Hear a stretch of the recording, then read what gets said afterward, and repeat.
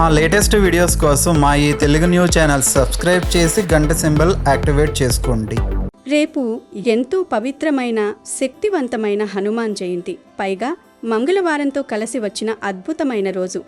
సాయంత్రం 6 లోపు తులసి మొక్క మొదట్లో ఇది పోస్తే చాలు, లక్షలు కాదు కోట్లు వస్తాయి, అష్ట ఐశ్వర్యాలు సిద్ధిస్తాయి, కష్టాలన్నీ పోతాయి.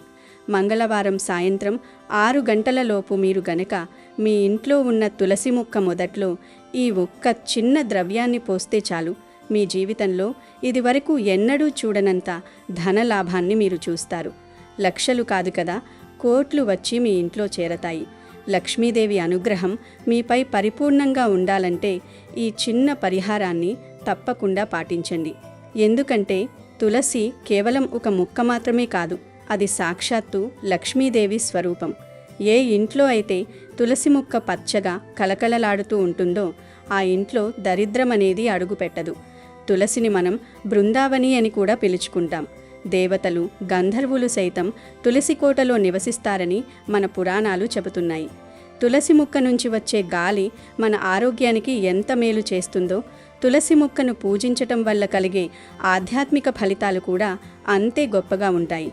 మన ఇంట్లో ఉండే ప్రతికూల శక్తిని తొలగించి సానుకూల శక్తిని నింపే అద్భుతమైన శక్తి తులసికి ఉంది. ముఖ్యంగా మంగళవారం రోజున తులసి మొక్కకు చేసే పూజలు లేదా పరిహారాలు అమ్మవారికి ఎంతో ఇష్టం.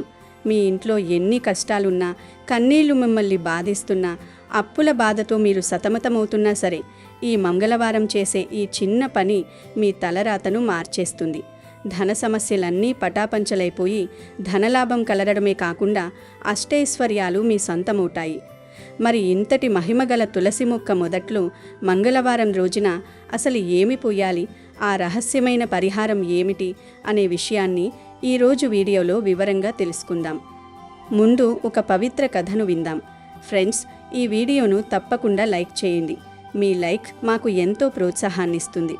అలాగే కింద కామెంట్ సెక్షన్లో ఓం శ్రీ ధనలక్ష్మీ దేవ్యై నమః అని కామెంట్ చేయండి.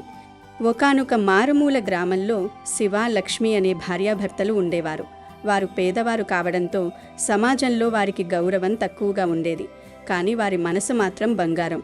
వారు నివసించేది ఒక చిన్న పూరి గుడిసెలో అయినా ఆ ఇల్లు ఎప్పుడూ ఆంజనేయ స్వామి నామస్మరణతో ప్రతిధ్వనిస్తూ ఉండేది. శివ రోజూ కూలి పనులకు వెళ్తే లక్ష్మి ఇరుగు పొరుగు వారి ఇంట్లో పనులు చేస్తూ లేదా అడవి నుండి కట్టెలు తెచ్చి అమ్ముతూ కాలం గడిపేవారు. వారికి ఉన్నదానిలో తృప్తి పడటం, ఎవరిపైనా అసూయ చెందకపోవడం వారి గొప్ప లక్షణం. దేవుడు మనకు ఈ రోజుకి కావలసిన ఆహారాన్ని ఇచ్చాడు, అది చాలు అనుకుంటూ ఉండేవారే తప్ప పక్కవారి మేడలను చూసి ఎప్పుడూ కుమిలిపోలేదు. వారి జీవితంలో ఏ కష్టం వచ్చినా అది ఆ హనుమంతుడి ప్రసాదంగా భావించేవారు. అయితే వారు పేదవారు కావడంతో ఊరిలో కొందరు ధనవంతులు వారిని చాలా హీనంగా చూసేవారు. ఆ అవమానాలు వారిని బాధించినా వారు తమ భక్తిని మాత్రం వదులుకోలేదు. గ్రామస్తుల హేళనలకు దూరంగా ఉండాలని వారు ఊరికి కాస్త దూరంగా అడవికి ఆనుకుని ఉన్న ఒక చిన్న ప్రదేశంలో నివసించేవారు. అక్కడ ప్రశాంతత ఎక్కువగా ఉండేది. ప్రతిరోజు సూర్యోదయానికి ముందే నిద్రలేచి ఇంటి ముందు శుభ్రం చేసుకొని ఆంజనేయ స్వామి కీర్తనలు పాడుకుంటూ పనులకు వెళ్లటం వారి దినచర్య. ఒక మంగళవారం ఉదయం ఆకాశం ఎంతో ప్రశాంతంగా, నిర్మలంగా ఉంది. పక్షుల కిలకిలరావాలతో ప్రకృతి ఎంతా పరవశించిపోతుంది. శివ, లక్ష్మి తమ ఇంటి అరుగుపై కూర్చుని ఆ అద్భుతమైన వాతావరణాన్ని ఆస్వాదిస్తున్నారు. అప్పుడు లక్ష్మికి మనసులో ఒక బలమైన కోరిక కలిగింది. ఆమె తన భర్తతో, ఏవండి, ఈరోజు మంగళవారం కదా, మనం ఆంజనేయ స్వామి గుడికి వెళ్ళి చాలా రోజులైంది. రోజూ పొలాలకు, కూలీ పనులకు వెళ్లడమే సరిపోతుంది. ఈరోజు ఎలాగూ పని కూడా ఏమీ లేదు. మనం ఊర్లోని ఆంజనేయ స్వామి గుడికి వెళ్ళి దర్శనం చేసుకొని వద్దామా అని అడిగింది. శివ కూడా సంతోషంగా తల ఊపుతూ, నిజమే లక్ష్మి, నా మనసులో కూడా అదే ఉంది. ఈ మధ్య ఊర్లోకి వెళ్లడమే తక్కువయింది. సరే, నువ్వు సిద్ధంగా ఉండు, నేను వెళ్ళి ఒక కొబ్బరికాయ, కొంచెం ఆవు నెయ్యి, కొన్ని అరటిపండ్లు తీసుకువస్తాను అని చెప్పి ఊర్లోకి వెళ్ళాడు. లక్ష్మి ఎంతో ఉత్సాహంతో ఇల్లు సర్దుకొని తలస్నానం చేసి సిద్ధమైంది. శివ తిరిగి రాగానే ఆమె తన ఇంటి పెరట్లో పెరిగిన పచ్చిని తమలపాకులను కోసింది. స్వామికి తమలపాకుల పూజంటే ఎంతో ఇష్టమని ఆమెకు తెలుసు. అలా ఇద్దరూ ఎంతో భక్తితో ఆనందంగా ఊర్లో ఉన్న పురాతన ఆంజనేయ స్వామి గుడివైపు బయలుదేరారు. వారు గుడికి చేరుకునేసరికి భక్తుల రద్దీ ఎక్కువగా ఉంది. గర్భాలయంలో ఉన్న ఆంజనేయ స్వామిని ఒక్కసారైనా మనసారా దర్శించుకోవాలని వారు ఆరాటపడుతున్నారు. అయితే సరిగ్గా వారు గుడి మెట్లు ఎక్కుతున్న సమయంలో ఆ గుడి ధర్మకర్తల్లో ఒకరైన జగన్నాథం అనే వ్యక్తి ఎదురయ్యాడు. అతను ఆ ఊరిలో పెద్ద భూస్వామి, ధనవంతుడు. తన హోదా అంటే అతనికి చాలా గర్వం. మాసిన బట్టలతో ఉన్న శివ, లక్ష్మిలను చూడగానే అతని ముఖం ముడుచుకుపోయింది. ఆగండి, ఎక్కడికి వెళ్తున్నారు అని గద్దిస్తూ వారిని అడ్డుకున్నాడు. శివ వినయంగా, అయ్యా, స్వామిని దర్శించుకుందామని వచ్చాము అన్నాడు. దానికి జగన్నాథం వెటకారంగా నవ్వుతూ, మీలాంటి పేదవాళ్లకు ఈ పవిత్రమైన గుడిలోకి ప్రవేశం లేదు. ఈ మాసిన బట్టలతో, దరిద్రంతో గుడిని అపవిత్రం చేయకండి, వెళ్ళండి ఇక్కడి నుంచి అని కఠినంగా మాట్లాడాడు. ఆ మాటలకు లక్ష్మి కళ్ళలో నీళ్లు తిరిగాయి. అదేంటండి, భక్తులందరికీ దేవుడు ఒక్కడే కదా, పేదవాళ్లమని మమ్మల్ని ఎందుకు ఆపుతున్నారు అని ప్రశ్నించింది. జగన్నాథం మరింత కోపంతో, నేను ఈ గుడి ధర్మకర్తను. ఎవరిని లోపలికి రానివ్వాలో, ఎవరిని ఆపాలో నాకు తెలుసు. మీకు కడుపు నిండా తినడానికే సరిగ్గా డబ్బులు ఉండవు. మీరేం పూజలు చేస్తారు? ఈ గుడిలోకి కేవలం పరువు ప్రతిష్టలు ఉన్నవారు మాత్రమే రావాలి. ఇక మీదట ఈ గుడి వైపు చూడకండి అని వారిని అవమానించి అక్కడి నుండి తరిమేశాడు. శివ, లక్ష్మి ఇద్దరూ చాలా బాధతో, అవమాన భారంతో అక్కడి నుండి వెనుదిరిగారు. దేవుడిపై వారికి కోపం లేదు, కానీ మనుషులు సృష్టించుకున్న ఈ అంతరాలు చూసి వారి మనసు విలవిలలాడింది. వారు తిరిగి తమ ఇంటికి వెళ్ళడానికి అడవి దారిని ఎంచుకున్నారు. దారి పొడవునా లక్ష్మి ఏడుస్తూనే ఉంది. మనం పేదవాళ్ళం అవ్వడం వల్ల ఈరోజు దేవుణ్ణి కూడా చూసుకోలేకపోయాం కదండి. ఆంజనేయ స్వామి అందరివాడు అనుకున్నాను, కానీ ఇక్కడ ధనవంతులకు మాత్రమే ఆయన సొంతం అనిపిస్తోంది అని వాపోయింది. శివ వారిని ఓదారుస్తూ, బాధపడుకు లక్ష్మి, ఆ ధర్మకర్త పెట్టిన నియమం అది. దేవుడికి అందరూ సమానమే. ఏదో ఒకరోజు ఈ పరిస్థితులు మారతాయి. అప్పటి వరకు మనం ఓపిక పట్టాలి అని చెబుతూ ముందుకు నడుస్తున్నారు. అలా వారు అడవి మధ్యలో నడుస్తుండగా ఒక్కసారిగా ఒక వింత ప్రకాశం కనిపించింది. దారి పక్కన ఉన్న ఒక పెద్ద మర్రి చెట్టు తొర్రలో వారికి ఆంజనేయ స్వామి విగ్రహం కనిపించింది. ఆ విగ్రహం ఎంతో తేజస్సుతో అచ్చం గుడిలో ఉన్న విగ్రహంలాగే ఉంది. వారు ఆశ్చర్యంతో ఆ విగ్రహం దగ్గరికి వెళ్ళారు. శివ ఆశ్చర్యపోతూ, లక్ష్మి, నేను ఇన్ని రోజులుగా ఈ అడవిలో తిరుగుతున్నాను, కానీ ఎప్పుడూ ఇక్కడ ఈ విగ్రహాన్ని చూడలేదు. ఇది ఇక్కడికి ఎలా వచ్చింది అన్నాడు. లక్ష్మి భక్తితో చేతులు జోడించి, ఏమోనండి, బహుశా ఆ స్వామి మన మొర విని మన కోసమే ఇక్కడికి వచ్చాడేమో. గుడిలోకి మనకు ప్రవేశం లేకపోతే ఏం, అడవిలోనే మన దేవుడు మనకు దర్శనం ఇచ్చాడు అని ఆనంద బాష్పాలతో చెప్పింది. వారు దగ్గర ఉన్న కొబ్బరికాయను కొట్టి అరటి పండ్లను నైవేద్యంగా పెట్టి తమలపాకులతో ఆ విగ్రహాన్ని అలంకరించారు. ఆ అడవిలోనే చిన్నగా భజనలు చేస్తూ తమ కష్టాలను స్వామికి చెప్పుకున్నారు. స్వామి, మేము పేదవాళ్ళం కావచ్చు, కానీ నీ మీద ఉన్న భక్తి మాత్రం నిశ్చలమైనది. మమ్మల్ని నీ సేవకు దూరంగా ఉంచకు. మాకు ఆస్తులొద్దు, నీ చల్లని చూపుంటే చాలు. మనుషుల మధ్య ఉన్న ఈ కులమతాల, ధనవంతుల, పేదవాళ్ల భేదాలు పోయేలా చూడు తండ్రి అని వేడుకున్నారు. సరిగ్గా అదే సమయంలో ఊర్లోని గుడిలో ఒక వింత జరిగింది. గర్భాలయంలో ఉండాల్సిన ఆంజనేయ స్వామి విగ్రహం ఒక్కసారిగా మాయమైపోయింది. పూజారి లోపలికి వెళ్ళి చూసేసరికి పీఠం ఖాళీగా ఉంది. వెంటనే గందరగోళం మొదలైంది. జగన్నాథం అక్కడికి చేరుకుని, ఏమైంది? విగ్రహం ఎక్కడికి పోయింది? ఎవరైనా దొంగలించారా అని అరిచాడు. కానీ గుడి తలుపులన్నీ వేసున్నాయి. విగ్రహం మాయమవ్వడం అందర్నీ భయాందోళనలకు గురిచేసింది. ఊరంతా ఈ విషయం తెలిసిపోయింది. అంతలో ఒక వ్యక్తి పరిగెత్తుకుంటూ వచ్చి, అయ్యా, అడవిలో శివాలక్ష్మిలు ఒక విగ్రహానికి పూజలు చేస్తున్నారు. ఆ విగ్రహం మన గుడిలో విగ్రహంలాగే ఉంది అని చెప్పాడు. అది వినగానే జగన్నాథం కోపంతో ఊగిపోయాడు. ఆ దరిద్రులు మన గుడి విగ్రహాన్ని దొంగిలించి పూజలు చేస్తున్నారా? పదండి, వాళ్లను శిక్షిద్దాం అంటూ పూజారిని తీసుకుని అడవికి వెళ్ళాడు. అక్కడ శివాలక్ష్ములు కళ్ళు మూసుకుని భక్తితో తన్మయత్వంలో మునిగిపోయి భజన చేస్తున్నారు. జగన్నాథం అక్కడికి వెళ్ళి, ఒరే దొంగలారా, గుడిలో విగ్రహాన్ని దొంగిలించి ఇక్కడ పూజలు చేస్తారా?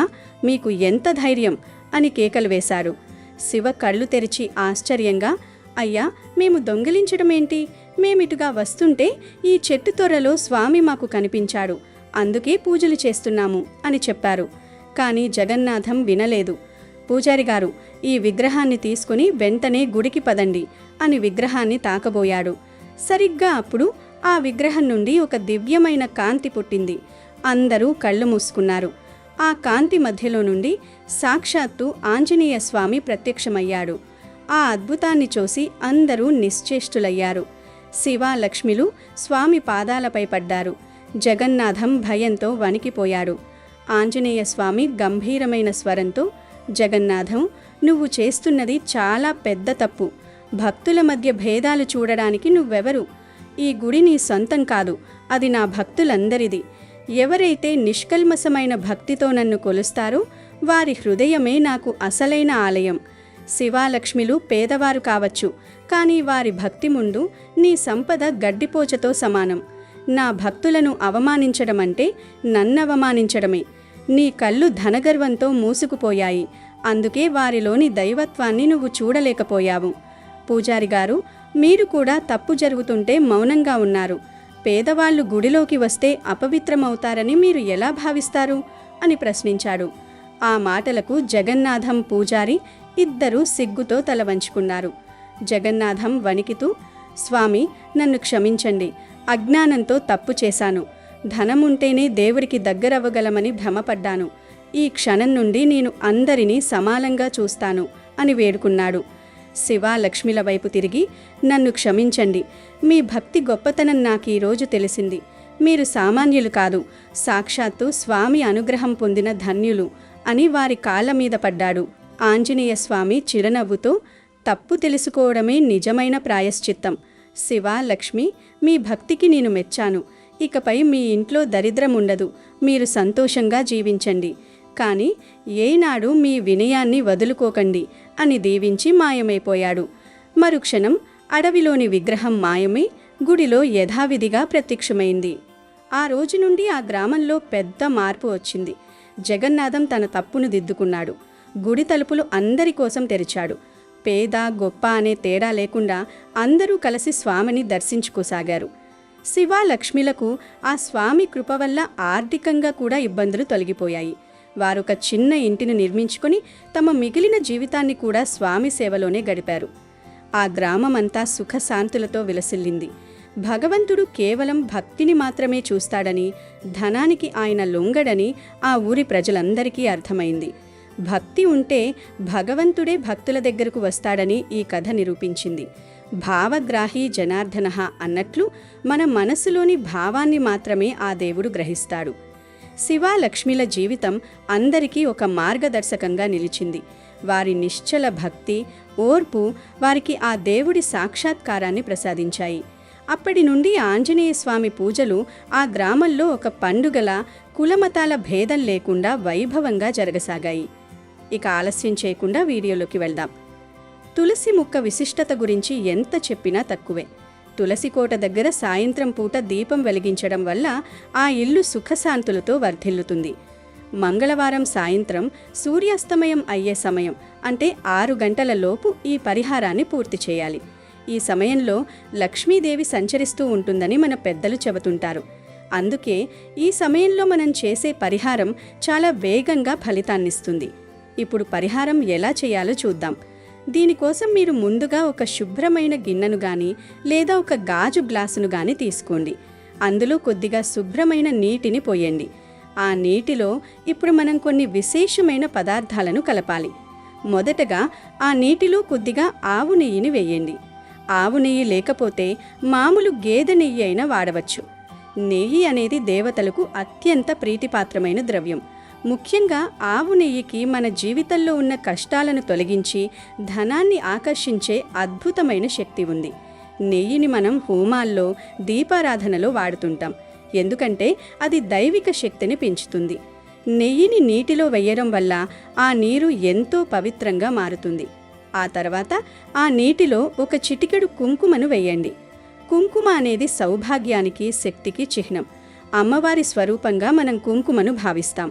కుంకుమ కలిసిన నీరు లక్ష్మీ కటాక్షాన్ని త్వరగా ఆకర్షిస్తుంది. దీని తర్వాత మీరు ఆ నీటిలో కొద్దిగా ధనియాల పొడిని వేయండి. మీకు తెలుసా, ధనియాలకు ధనాన్ని ఆకర్షించే గుణం చాలా ఎక్కువగా ఉంటుంది. చాలామంది వ్యాపారస్తులు తమ గల్లాపెట్టెలో లేదా పూజ గదిలో ధనియాలను ఉంచుకుంటారు. ధనియాలు ఏ ఇంట్లో సమృద్ధిగా ఉంటాయో అక్కడ ధనానికి లోటుండదు. అందుకే ఆ నీటిలో కొంచెం ధనియాల పొడిని కూడా కలపండి. చివరిగా అందులో కొద్దిగా ఉప్పును వేయండి. ఉప్పు అంటే సాక్షాత్తు సముద్ర రాజపుత్రి అయిన లక్ష్మీదేవికి సోదరుడి వంటిది అని చెబుతుంటారు. ఉప్పుకు నెగటివ్ ఎనర్జీని, అంటే ఇంట్లో ఉన్న దిష్టిని, దరిద్రాన్ని పీల్చుకునే శక్తి ఉంది. ఈ 4 పదార్థాలను, అంటే నెయ్యి, కుంకుమ, ధనియాల పొడి మరియు ఉప్పును నీటిలో వేసి బాగా కలపండి. ఇలా సిద్ధం చేసుకున్న ఈ పవిత్రమైన ద్రవాన్ని తీసుకుని వెళ్ళి మీ ఇంట్లో ఉన్న తులసి మొక్క వద్దకు వెళ్ళండి. మంగళవారం సాయంత్రం 6 గంటల లోపు ఈ పని చేయాలని గుర్తుంచుకోండి. మీరు తులసి మొక్క దగ్గరకు వెళ్ళినప్పుడు మనసులో అమ్మవారిని తలచుకోండి. అమ్మా లక్ష్మీదేవి, నా కష్టాలను తీర్చు, నా ఇంట్లో ధనవర్షం కురిపించు, అప్పుల బాధల నుండి నన్ను విముక్తుణ్ణి చెయ్యి అని మనసారా ప్రార్థించండి. ఆ తర్వాత సిద్ధం చేసుకున్న ఆ నీటిని తులసి మొక్క మొదట్లో పోయకూడదు. కేవలం ఆ ముక్కపై మరియు మొదలు దగ్గర కొద్దిగా ప్రోక్షించాలి, అంటే చల్లాలన్నమాట. మరీ ఎక్కువగా కాకుండా మొక్క పవిత్రతను గౌరవిస్తూ భక్తితో చల్లండి. ఈ చిన్న ప్రక్రియ వెనుక ఉన్న ఉద్దేశం ఏమిటంటే, ఈ పదార్థాలన్నీ కలిసి ఒక గొప్ప సానుకూల ప్రకంపనను సృష్టిస్తాయి. తులసి మొక్కకు ఈ ద్రవ్యాన్ని సమర్పించడం ద్వారా ఆ పరిమళం మరియు ఆ శక్తి మీ ఇంటి వాతావరణాన్ని మారుస్తుంది. లక్ష్మీదేవికి ప్రీతికరమైన ఈ వస్తువులను తులసికి సమర్పించినప్పుడు ఆమె ఎంతో ప్రసన్నమవుతుంది. ఈ పరిహారం చేసిన వెంటనే మీలో ఒక తెలియని ప్రశాంతత కలుగుతుంది. మంగళవారం రోజున ఇలా చేయడం వల్ల ఎలాంటి మొండి కష్టాలైనా సరే మంచులా కరిగిపోతాయి. మీరు కోరుకున్నంత ధనం మీ దగ్గరకు ఏదో ఒక రూపంలో వస్తుంది. అది వ్యాపారంలో లాభం కావచ్చు, ఉద్యోగంలో ప్రమోషన్ కావచ్చు, లేదా ఆకస్మిక ధనలాభం కావచ్చు. తులసి మొక్కను లక్ష్మీదేవిగా భావించి చేసే ఏ పూజైనా వృధా పోదు. ఈ మంగళవారం మీరు చేసే ఈ పని వల్ల మీ ఇంట్లో అష్టైశ్వర్యాలు సిద్ధిస్తాయి.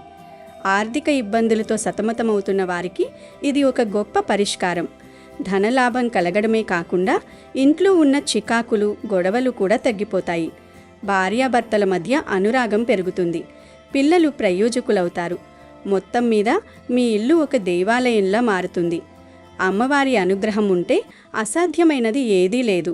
కాబట్టి రేపు మంగళవారం సాయంత్రం పొరపాటును కూడా ఈ విషయాన్ని మర్చిపోకండి. ముందు చెప్పిన విధంగా గ్లాసు నీటిలో నెయ్యి, కుంకుమ, ధనియాల పొడి, ఉప్పు వేసి కలిపి భక్తితో తులసి మొక్కపై ప్రోక్షించండి. ముఖ్యంగా గుర్తుంచుకోవాల్సిన విషయం ఏమిటంటే, ఈ పరిహారం చేసేటప్పుడు పూర్తి నమ్మకంతో శుచిగా చేయాలి. స్నానం చేసి శుభ్రమైన బట్టలు ధరించి అమ్మవారిని ధ్యానిస్తూ చేయండి. మీ మనసులో ఎటువంటి చెడు ఆలోచనలు ఉండకూడదు. కేవలం భక్తి మరియు నమ్మకంతో చేస్తేనే ఫలితం దక్కుతుంది. నమ్మకం లేని చోట దైవం ఉండదు అని మన పెద్దలు ఊరికే అనలేదు. కాబట్టి పూర్తి విశ్వాసంతో ఈ మంగళవారం పరిహారాన్ని పాటించండి. మీ జీవితంలో వెలుగులు నింపుకోండి. వీడియో నచ్చితే లైక్ చేయండి, షేర్ చేయండి, బట్ సబ్స్క్రైబ్ చేసుకోవడం మర్చిపోవద్దు.